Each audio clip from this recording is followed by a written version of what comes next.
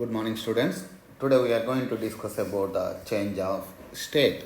We know matter is divided into uh, three states, that is solids, liquids, and gases. Solids, liquids, and gases. Change of state from solids to liquids is called as melting. We will call it as melting. Okay. Change of state from liquids to gases is called as vaporization. Vaporization. Right? And change of state from gases to liquids is called condensation. Condensation. And change of state from liquids to solids is called as fusion. See here, a transition from one of these states to another states is called change of state. So here I am defining a transition from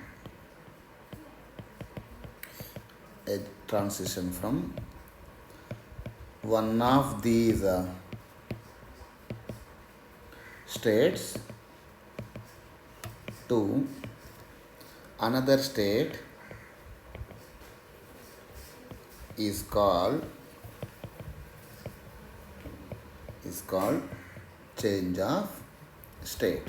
For example, if the substance is in solid state, the change of state from solid to liquid.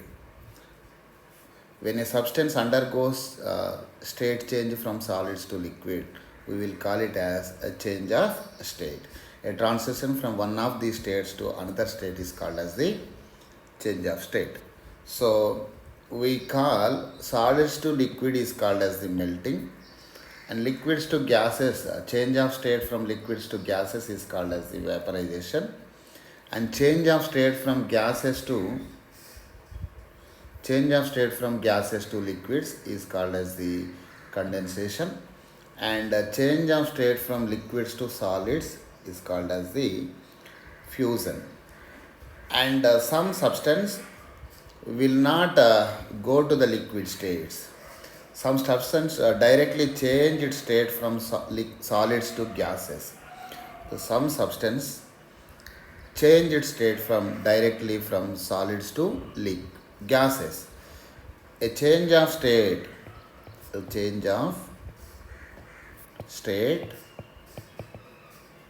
from solids to gases is called sublimation. The best example for sublimation is dry ice, that is dry carbon dioxide. Another example is iodine, and one more example is karpuram. Meeku telusu karpuram is also an example for sublimation. Okay.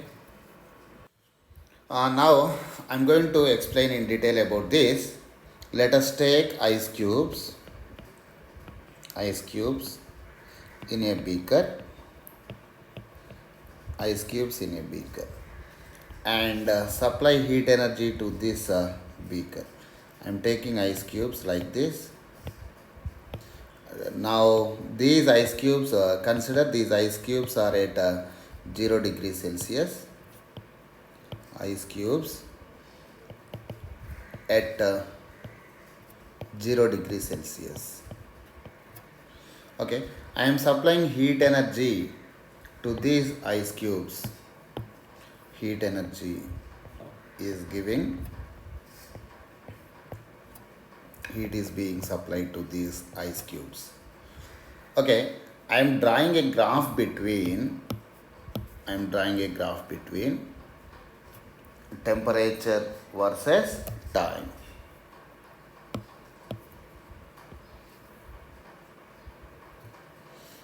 Now I am drawing a graph between temperature versus time.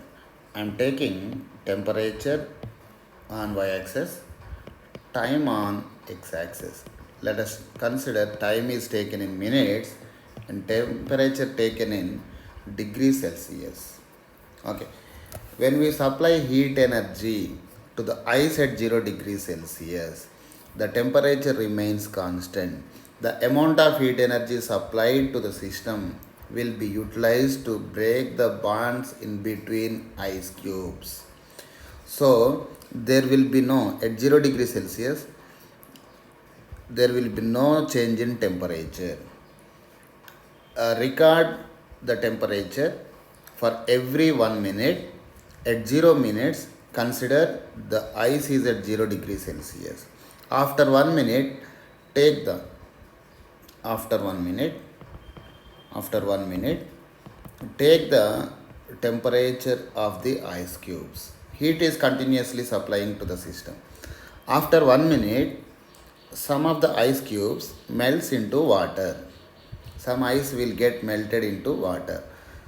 When you immerse a thermometer into the beaker, but it shows 0 degrees Celsius again. After 1 minute, there is no increase in temperature. There is no increase in temperature after 1 minute. And let us take temperature reading again at 2 minutes. At 2 minutes, it is still the temperature is at 0 degrees Celsius. Still the temperature is 0 degrees Celsius. Let us take the reading of thermometer after 3 minutes. Again, the temperature shows 0 degrees Celsius because still ice, water coexist. Ice and water states coexist. So still there is an ice. So where is the heat energy going that we are supplying? The supplied heat energy will be utilized to break the bonds in between ice molecules. So there will be no increase in temperature, but the total given amount of heat energy will be utilized to break the bonds of ice molecules. So still temperature at 0 degrees Celsius even after 3 minutes. Let us consider at 4 minutes total ice will get converted into water. At 4 minutes total ice get converted into water state. Water. 1 minute, 2 minutes, 3 minutes. At 4 minutes, total ice get converted into water. Now, still we are supplying the heat energy to the system at 4 minutes. Now, the total ice is in the form of water. The total ice get converted into water now. So, the excess heat energy supplied now after 1 more minute or 2 minutes, when you take the temperature reading, the temperature will be 2 degrees or 3 degrees because the total ice get converted into water at 4 minutes. Now we are keep on supplying the heat energy to the system. I am taking the thermometer reading after 2 or 3 minutes. It will show some increase in temperature. So after 4 minutes, by keep on supplying heat energy to the system, the temperature of water increases. The temperature increases up to 100 degrees Celsius. So like this, the temperature increases up to 100 degrees Celsius. Temperature increases up to 100 degrees Celsius. Let us consider this is 20 degrees Celsius, 40, 60, 80 and 100 degrees Celsius. When temperature is at 100 degrees Celsius, now the total water get converted into, now water get converted into vapor or liquids get converted into gaseous state. So at 100 degrees Celsius, when you keep on supplying the heat energy to the system, that is the beaker is still kept on the hot source. So at 100 degrees Celsius, liquid, some amount of liquid get converted into gases, that is water get converted into vapor state, that is steam state. Okay, so the excess amount of heat energy will be utilized to break the bonds in between water molecules. So at 100 degrees Celsius, water and steam states coexist in thermal equilibrium. So at 100 degrees Celsius, the amount of heat energy supplied will be utilized to break the bonds in between water molecules. When you take the temperature readings, there will be no increase in the temperature. You will be observing that the temperature remains constant for some time until total water get converted into steam. When total water get converted into steam, still if we supply heat energy to the system, then the steam temperature increases again. Steam temperature increases. So from this graph we can say that initially ice is at 0 degrees Celsius.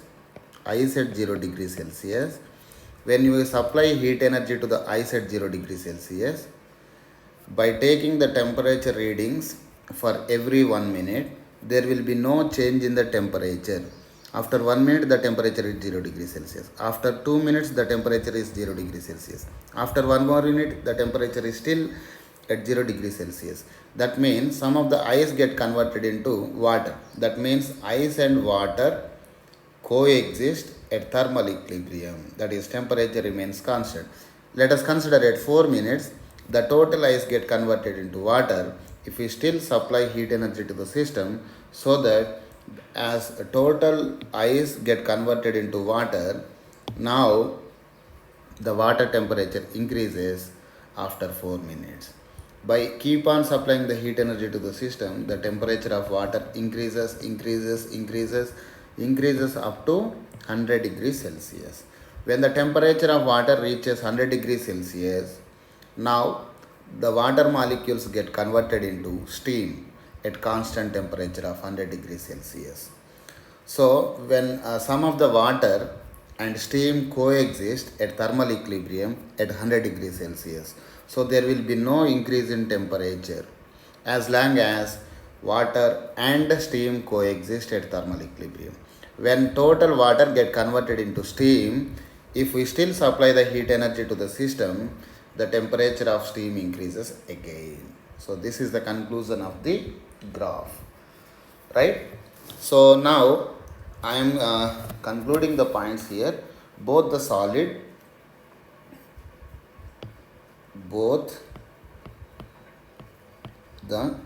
solid and liquid states of the substance, substances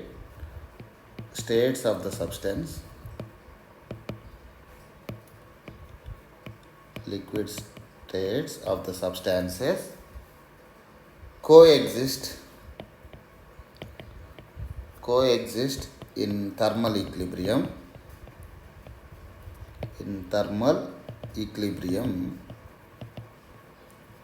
during the change of states from solid to liquid. So they exist. That means solid means ice and water states of substance coexist in thermal equilibrium. The temperature will not be raised. They are coexist in thermal equilibrium at 0 degrees Celsius during the change of states from solid to liquid. the temperature at which the temperature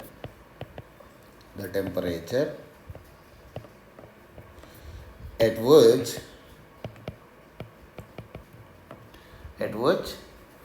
the solid and liquid states of the substance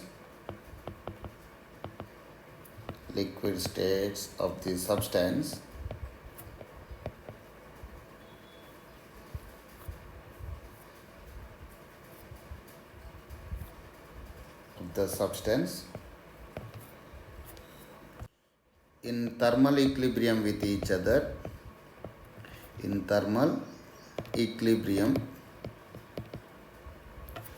with each other is called melting point.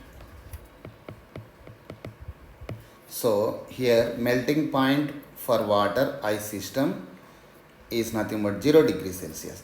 The temperature at which, see here, the temperature at which the solid and liquid states of the substance in thermal equilibrium with each other is called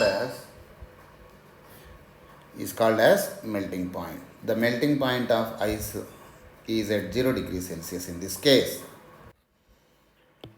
Now, the melting point of the substance,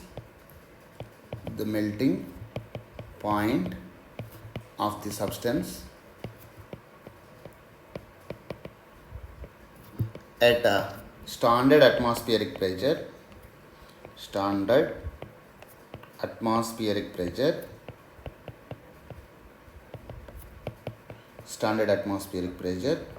is called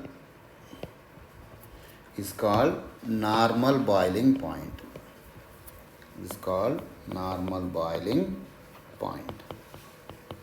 At standard atmospheric pressure, the melting point of the substance is called normal boiling point. Sorry, not boiling point, it is a melting point.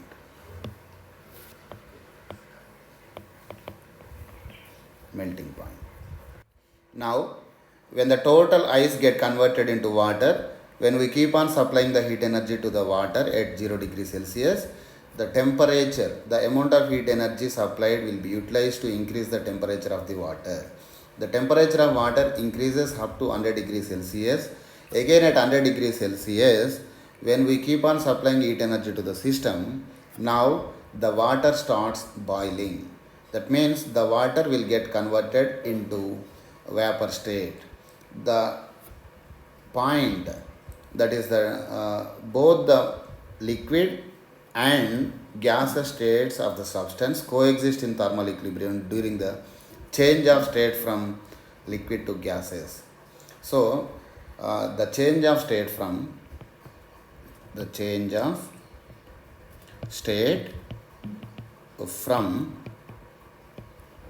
liquid to gas is called vaporization.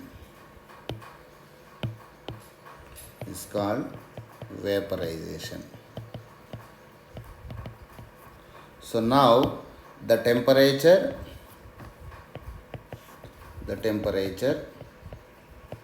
at which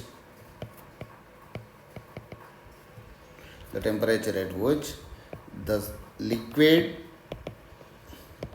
and gas states of the substance in thermal equilibrium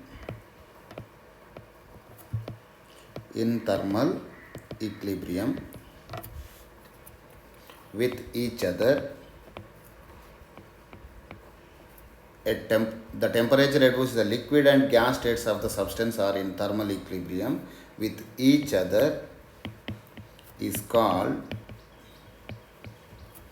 boiling point. So water starts boiling at 100 degrees centigrade. So we call this as boiling point.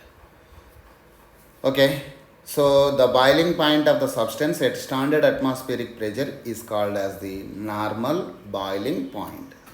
So normal boiling point is nothing but boiling point at standard atmospheric pressure is called as the normal boiling point.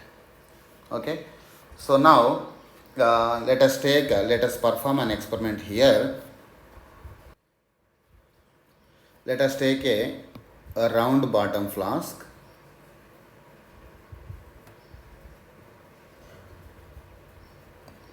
Round bottom flask like this, and this is being fixed with a cork. The cork has two small holes through which I am inserting a thermometer from one hole, and this is nothing but a thermometer, and from another hole I am inserting a pipe, open pipe. This will act as a steam outlet. This is nothing but a steam outlet. Now I am taking water up to half level like this. Water up to half level. I am attaching this beaker to a stand. This beaker to a stand like this.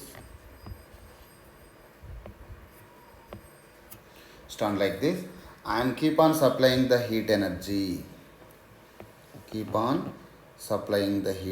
Now. I kept this round bottom flask on the flame like this. This is kept on the flame like this. We know that air already dissolved in water. So when you keep on supplying the heat energy to the system, the air molecules which are already dissolved in the water will be raised to top surface. So when you keep on increasing the temperature, the water bubbles will be formed at the bottom because they acquire high temperature initially. They will rise to top surface. The cool water at the top surface will be moved to bottom of the round bottom flask. Okay, this process continues until the total water reaches 100 degrees Celsius. When total water reaches 100 degrees Celsius, if we still supplying heat energy to the system, we will observe that some amount of steam will pass through this steam outlet. When this steam passes outside of the round bottom flask, because the temperature is less at the surroundings, the steam will get condensed into water when it comes outside.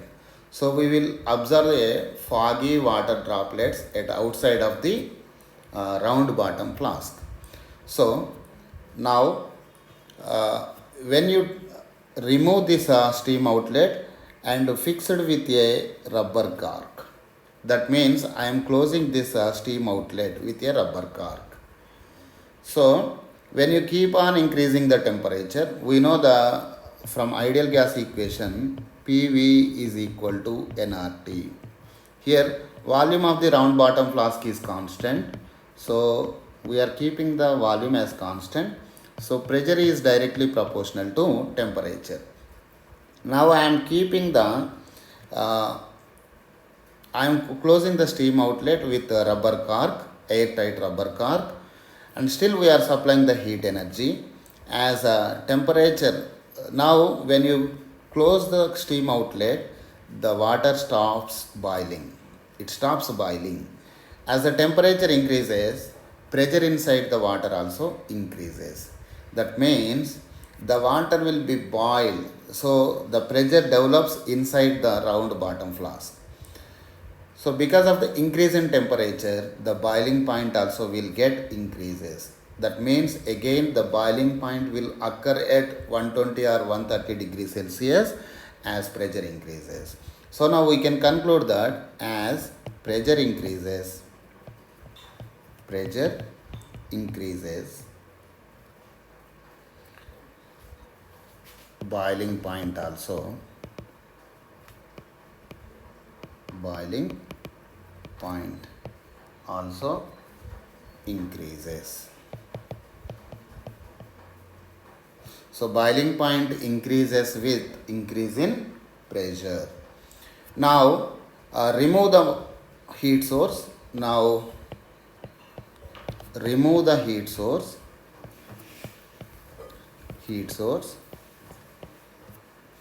and let the water to cool down. Let the water to cool down to the temperature of 80 degrees Celsius. Now when the water reaches a temperature of 80 degrees Celsius, just reverse the round bottom flask. Just keep the round bottom flask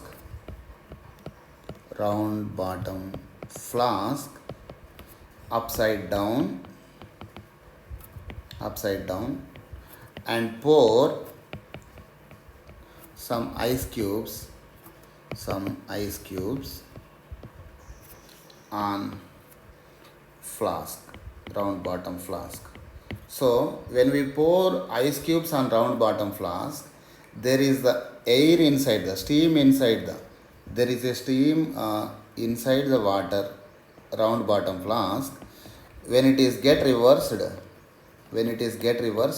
and when we pour some ice onto the round bottom flask, so this is the water.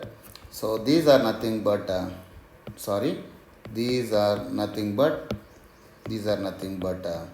water vapors. So when ice is poured on the round bottom flask, these water vapors will get converted into water. The steam will get converted into water. And again we will observe that means the temperature decreases. If temperature decreases, pressure also decreases. When pressure decreases, we will see immediately that the water starts boiling again.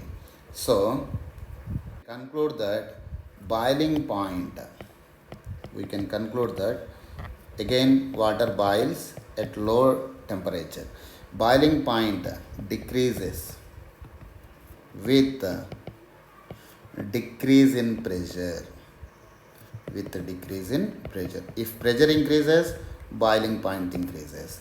That means the water starts boiling at higher temperature, more than 100 degrees Celsius. If pressure decreases, boiling point temperature also decreases. So it is hard to cook on the top of the hills, because at the top of the hills the atmospheric pressure is low. As the pressure is low, the boiling point also low. That means the water starts boils at less than 100 degrees Celsius.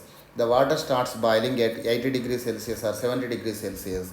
The amount of heat energy that we are supplying to the cooking vessel is converted into, that amount of heat energy will be utilized to convert the water into steam.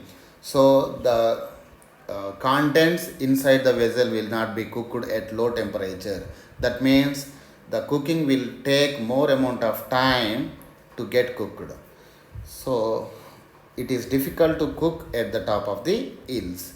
And we use pressure cookers because when we close the steam outlet, the pressure inside the round bottom flask increases. As the pressure increases, boiling point also increases. So the water starts boiling above 100 degrees Celsius. That means the water inside the pressure cooker will start boiling at 120 or 130 degrees Celsius. So before that, the contents inside the vessel will be cooked. So the heat energy lost in the form of converting water to steam will be less in the case of pressure cooker. So it is easy to cook inside the pressure cooker. Okay. Now I am going to explain about a resolution.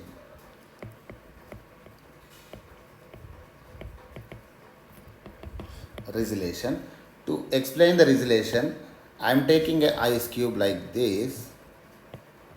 This is nothing but ice cube. Let us consider this ice cube is kept on the wooden blocks.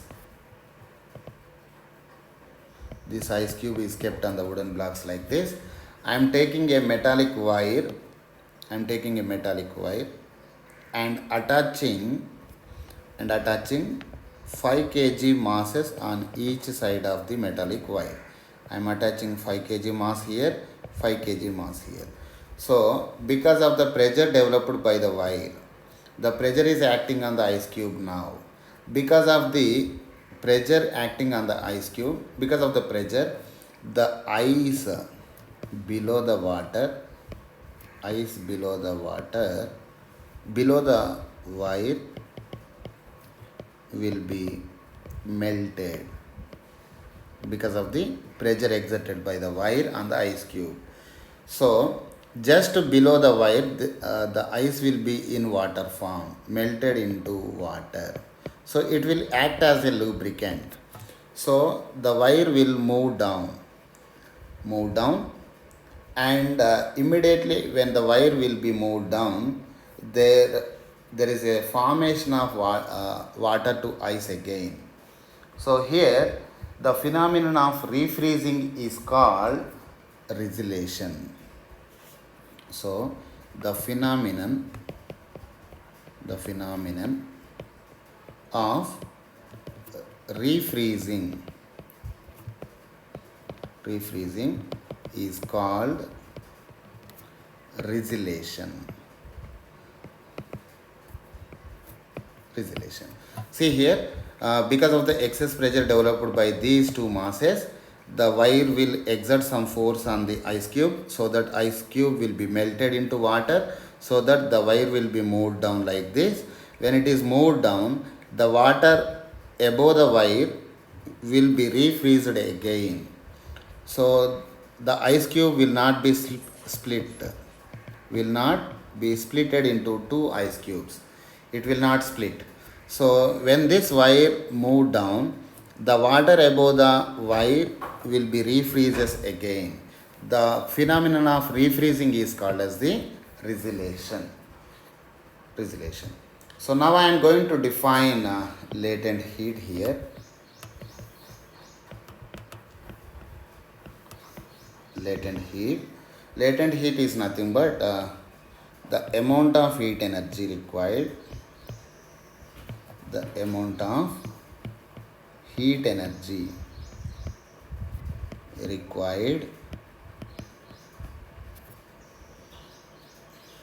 per unit mass substance,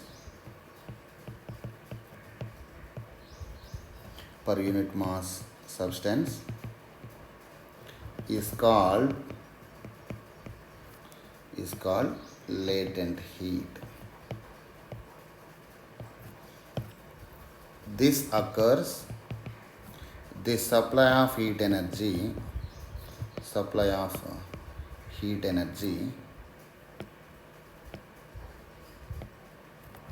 occurs at constant temperature. At constant temperature, the supplied heat energy will be utilized to change the state of a substance from one to another. So here, the amount of heat energy supplied during the change of state depends on mass of the substance. So by removing proportionality symbol, we will get some constant L into M. Here L is nothing but latent heat, L equal to delta Q by M. So if M equal to 1 kg unit mass, simply L is equal to delta Q. That means L is nothing but latent heat. That latent heat is nothing but amount of heat energy supplied per unit mass substance during the change of state. During the change of state. during the change of state is called latent heat. So here there are two types of latent heat here. One is latent heat of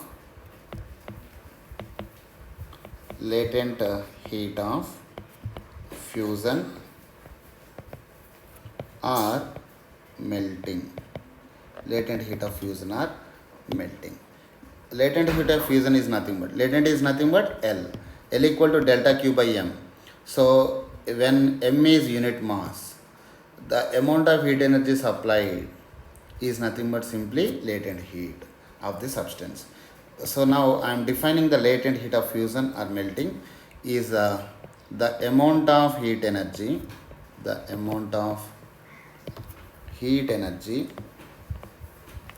required per unit mass substance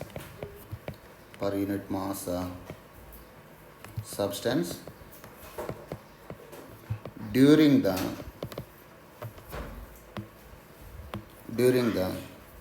change of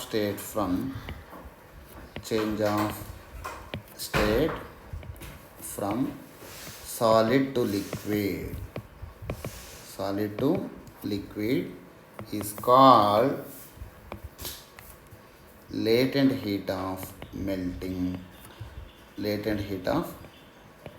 melting or fusion. Why we are saying latent heat of melting and latent heat of fusion are same?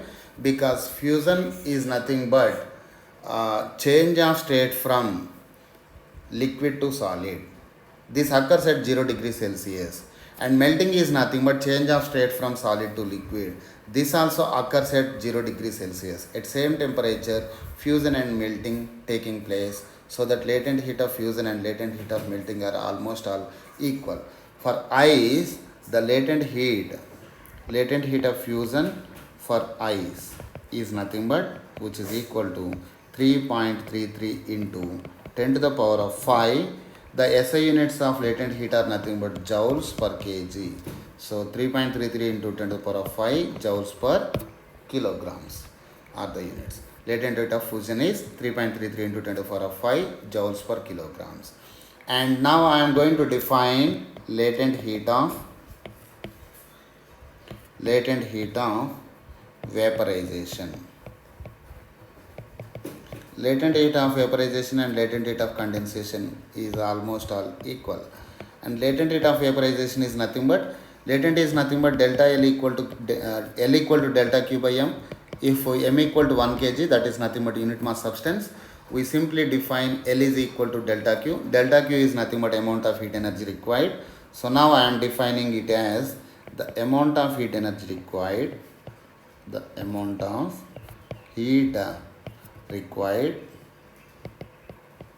per unit mass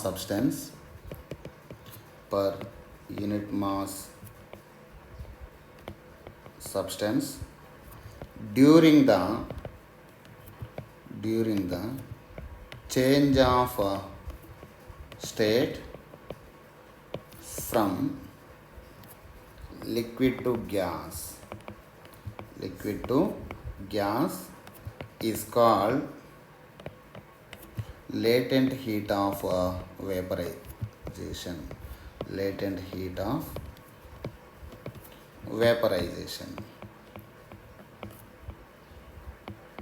So the latent heat of vaporization for water is nothing but 22.6 into 10 to the power of 5 joules per kilogram. This is the latent heat of vaporization for water. And we have discussed already. Now I am going to give you some values. Specific heat capacity of water. Specific heat capacity of water. For water, specific heat capacity is nothing but 4186 joules per kilogram per Kelvin. And specific heat capacity of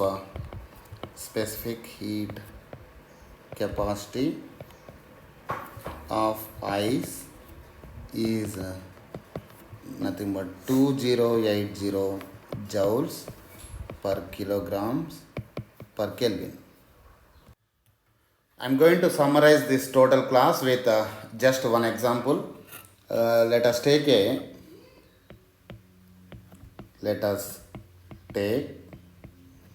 ice at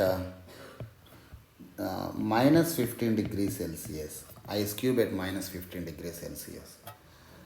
I'm going to draw the graph between temperature versus heat energy.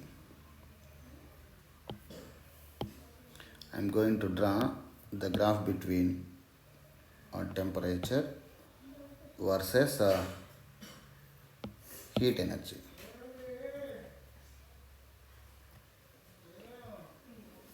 Sorry, I am removing this and drawing a bigger one. Sorry, again.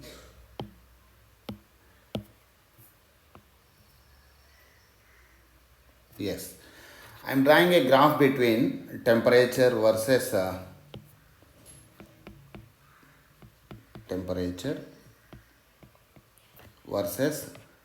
heat energy supplied in terms of joules.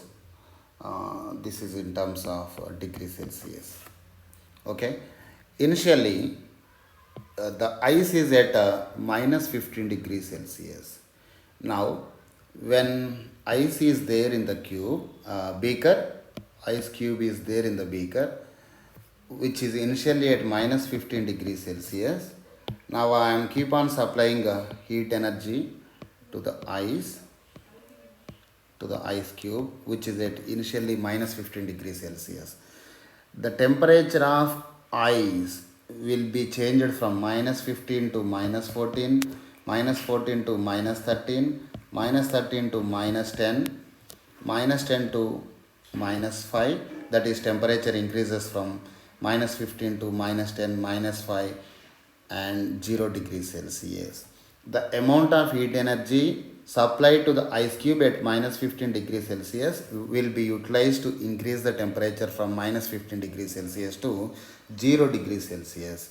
So now the temperature, by keep on supplying the heat energy to the system, to the ice at minus 15 degrees Celsius, that heat energy will be utilized to increase the temperature from minus 15 to 0 degrees Celsius. Let us consider this is minus 15 degrees Celsius initially. This is nothing but 0 degrees Celsius. Okay, it reaches 0 degrees Celsius. When it reaches the 0 degrees Celsius, when you keep on supplying heat energy, the ice will be converted, some of the ice will be converted into water at 0 degrees Celsius. That means ice and water states coexist at 0 degrees Celsius.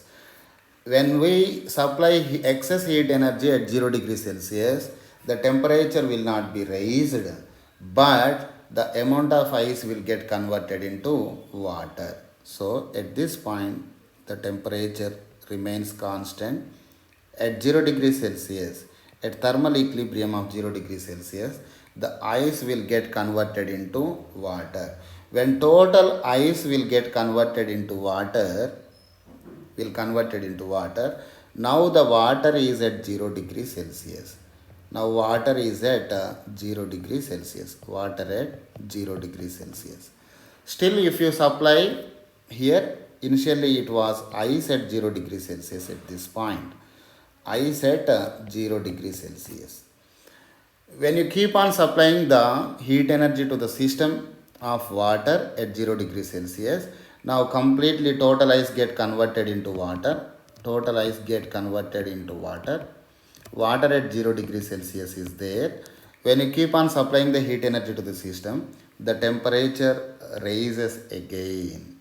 The temperature increases from 0 degrees Celsius to 10, 20, 30, 40, 50, 100 degrees Celsius again. It will be increased to 100 degrees Celsius. When the temperature reaches 100 degrees Celsius, now at this point the water is at 100 degrees Celsius. When water reaches 100 degrees Celsius, if you keep on supplying the heat energy to the system, the water molecules get converted into steam. So water and steam states of the matter coexist at 100 degrees Celsius. So during that phase change from water to gas, the temperature remains constant during the phase change from liquid to gaseous state. So the temperature remains constant at 100 degrees Celsius. Once the total water get converted into steam at 100 degrees Celsius, this is nothing but steam at 100 degrees Celsius. That means total water get converted into steam. When total water get converted into steam, if we still supply the heat energy to the system, the steam temperature will be increased again. Steam temperature will be increased. So here I am writing concluding all the points. Here the amount of temperature by giving heat energy to the system, the temperature of ice increases from minus 15 to 0 degrees Celsius. Here in this case temperature is changing. So change in temperature related with, so amount of heat energy supplied in this case is nothing but ms delta T. Ms delta T is nothing but, m is nothing but mass of the substance. So here I am writing all these points. M is mass of the ice, S is nothing but specific heat capacity of the ice. Specific heat capacity of the ice is nothing but 2080 joules per kg per Kelvin, and delta T is nothing but change in temperature. Change in temperature is nothing but change in temperature. Here the change in temperature is how much? Final temperature is 0 minus initial temperature is minus 15. 0 minus of minus 15 is nothing but change in temperature equal to 15 degrees in this example. Okay, so when the ice reaches at 0 degrees Celsius, now the ice get converted into water at 0 degrees Celsius. That means ice and water coexist at 0 degrees Celsius. This is nothing but, this is occurs at 0 degrees Celsius. So at 0 degrees Celsius, the amount of heat energy required to change the state from solid to liquid is called as latent heat of melting. So here the formula for delta Q, amount of heat energy required, is nothing but M into L. So delta Q is equal to simply, delta Q is equal to M into L during the phase change. And when the water is at 0 degrees Celsius available, when you supply excessive amount of heat energy to the system, the excess amount of heat energy will be utilized to increase the temperature of the water from 0 to 100 degrees Celsius. So in this case, amount of heat energy supplied is nothing but Ms delta T. So S is nothing but specific heat capacity of the water.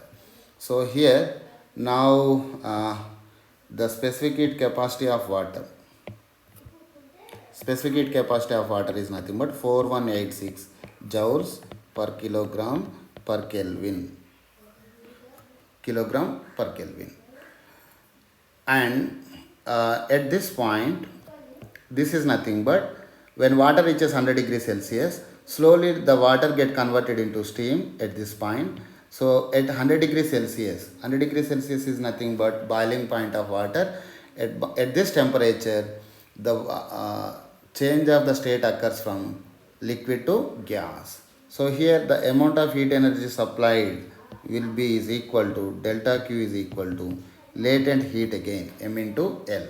So latent is nothing but amount of heat energy required per unit mass substance during the change of state from one to another is called as latent heat capacity. So here the change of state is changing from liquid to gas. So here the amount of heat energy required delta Q is equal to M into L. So again at this point, the amount of heat energy is nothing but Ms delta T. M is nothing but mass of the substance, S is nothing but specific heat of vapor, and delta T is nothing but change in temperature. So this is the final conclusion of all the class.